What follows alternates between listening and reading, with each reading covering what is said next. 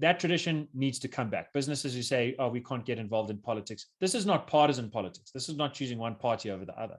This is about basic human rights.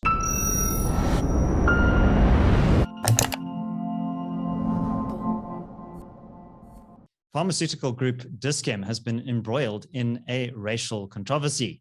We are a little bit late to the story, but I think it's very relevant to discuss the policy foundations that have led to this PR crisis for Dis-Chem. Joining me to discuss is Gabriel Crouse of the IRR. So Gabriel, you've had a pretty busy week releasing many press releases and so on, criticizing Dis-Chem's action, but also pointing out that this is the natural consequence of our highly racialized employment equity laws and affirmative action policies in South Africa. Yes, David, thank you. I think that a terrible mistake to make would be to think that this is all about Dis-Chem, that it's all about one company. Last year, it's worth remembering, Minister of Employment and Labour, Thulas Nxesi, promised more aggressive race law, effectively, starting with the Employment Equity Amendment Bill. He has also, or his department has been in charge of upping audits by over 60%, of implementing fines. Those fines can already extend to 10% of turnover on a repeat offense basis. But at the moment, they're tethered to the quotas that, or targets, race targets that companies set for themselves. One of the big changes that he's asked for and that he's getting is for Minister Nxesi to be able to set the race targets for enough businesses in the country that it would cover 85% of the workforce. Our concern is that there's a very real threat here of bankrupting businesses like Dis-Chem that can't get closer to their targets. Dis-Chem's CEO, Ivan Saltzman, made the wrong call, but he had the right understanding of the situation. He said, basically, to paraphrase him, it's all about the ratios in terms of new hires. And the fact is, in order to get closer to their targets, they'd have to hire roughly 10 black persons or more, or 10 non-white persons or more for every white person that they hire in order to get closer. If that's not possible because of constraints on the labor pool, then they've got two options. Either don't hire a white person or hire a white person and 5 black persons, for example, but move further away from your target. And that's a Hobson's choice, we submit. Neither option is good. The reason those are the only options is because of this looming and existing race law that Minister Nxesi is trying to make more aggressive. So yes, our interest is in pushing back on that. We want Dis-Chem to push back on that. We want other businesses to push back on that. And we want the president to veto the equity amendment bill that's on his desk. And we've renewed our call with the lawyer's letter to the presidency this morning. All right, let's get back to the facts of the matter, because there has been a bit of confusion. So there was this moratorium issued on new white hires and white promotions, but then that was withdrawn, not the moratorium itself, but the memorandum and the language in the memorandum. But the policy still seems to be in place. Well, David, we have written to Dis-Chem's board to ask for clarity on the matter. Certainly, I can find a dozen or more articles which have said the no whites policy, no new whites policy remains in place, but they're sorry about the language.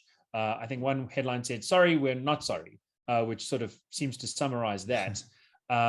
We're not entirely sure, which is why we're seeking clarity. To me, it seems like there's two plausible interpretations. The board said they're sorry about the wording and the tone and the language. That isn't of much consequence. They also said that the moratorium on new white hires doesn't reflect their values, or rather they said the memorandum doesn't reflect their values. So what is it? It might be that they say, our values are non-racialism. You can't prohibit hiring anyone on the basis of their race, and that would amount to a withdrawal of the policy. Or it might be that they like the policy, but they're sorry for Ivan Saltzman describing it as a policy that Dis-Chem has only adopted because they've basically got a gun to their head. He says, this is necessary.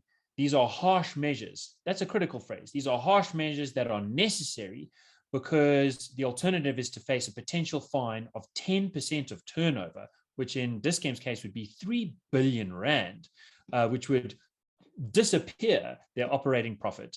And, if that gets applied again, very easily drive them into bankruptcy. So it might be that the board's feeling, and some of the language in their letter seems to suggest this, is that Saltzman made a mistake for saying we're only doing this because there's a gun to our head. He should have said, we want to do this. This is the right thing to do. Whether or not the law requires it, we should stop hiring white people.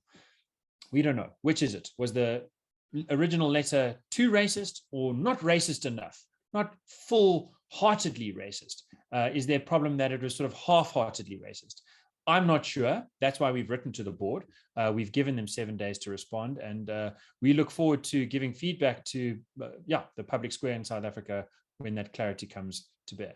Well, I think maybe the silver lining here is that this ignites a discussion around just how damaging some of these policies are to businesses in South Africa. I mean, a sympathetic reading, you could say that Saltzman kind of really had no choice. It's just responding to the punitive sanctions that may arise if he doesn't comply. But maybe businesses should take this opportunity to actually consider, do they want to be endorsing such discriminatory policies? And collectively through various business advocacy groups starting to push back against these policies. Do you think there's any prospect of that? Any business, any citizen that wants to push back against race law has 3 things on their side. The first is the Constitution.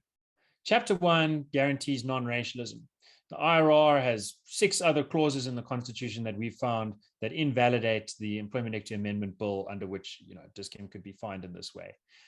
So both in the broad abstract Chapter 1 sense, but also in these particular, Section 9 of the Bill of Rights, the Equality Clause, the proper way of reading Section 195 on broad representativity in government administration, therefore not in the private sector, etc. We've got the technical arguments, they're there in the Constitution. The second thing that businesses have on their side is a very proud tradition of capitalist resistance to apartheid. In the 70s, 80s, and early 90s, it was domestic businesses that were often at the cutting edge of pushing against apartheid. I'm not saying private citizens weren't pushing as well. I'm not saying liberation movements weren't pushing as well. Very important work was being done there. But businesses time and again refused to endorse apartheid, refused to stand by the rules, openly violated instructions that separated people by race. That tradition needs to come back. Businesses who say, oh, we can't get involved in politics. This is not partisan politics. This is not choosing one party over the other. This is about basic human rights. The third thing that businesses have on their side is civil society. Not all of it, certainly. That's a terrible mistake to make. But organizations like the Institute of Race Relations and others have already mounted robust defenses of our constitutional norms as they should be, of human rights as they demand a basic common understanding of non-racialism, and of free market enterprise as the best route out of poverty and inequality in this country. So I think that if you combine those 3 things, really you see the way forward. Basically what we deal with here is a first mover problem, a kind of game theory problem. It's a little bit like the emperor who everyone knows is naked, but no one's prepared to stand up and say it. And so the bad idea lives on. We are in a situation where most South Africans oppose race law. We commissioned an independent survey in 2020, which asked, do you like a DisChem policy that freezes a hiring on whites, or would you like a merit-based policy? And we said merit plus extra skills development or merit alone. 80% of Black respondents wanted the merit.